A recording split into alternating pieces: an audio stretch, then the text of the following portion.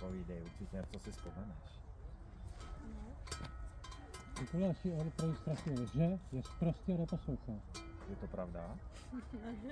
A ještě si chvíli. To hodně zlobíš, jo? Posloucháš doma? Herte, Určitě, nebo doma? Nebo zlobíš trochu. herte, A? Ne? Ale trošičku, jo? on hrozně prej, To všechno hrozně víme. šlepí, že to neposlouchá. No,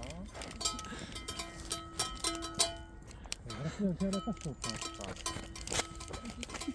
To nech nasleháno, za zlobení.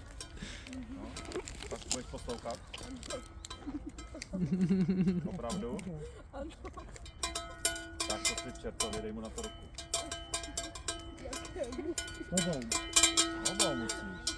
takhle, takhle, Tak, dobou, druhou. Tak. na to básničky. Ani neznáš kakao, tak to zaveš?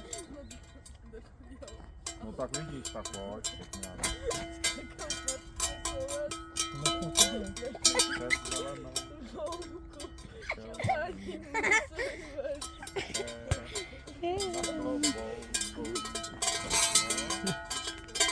No tak za to, že teda ty tak zlobíš, ale ani Budu něco lízátko. Prvá lízátko.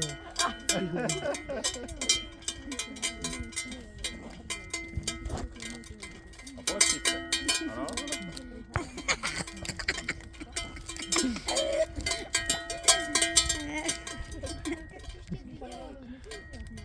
Jo, pamatuj si to. No. No, to je brděl.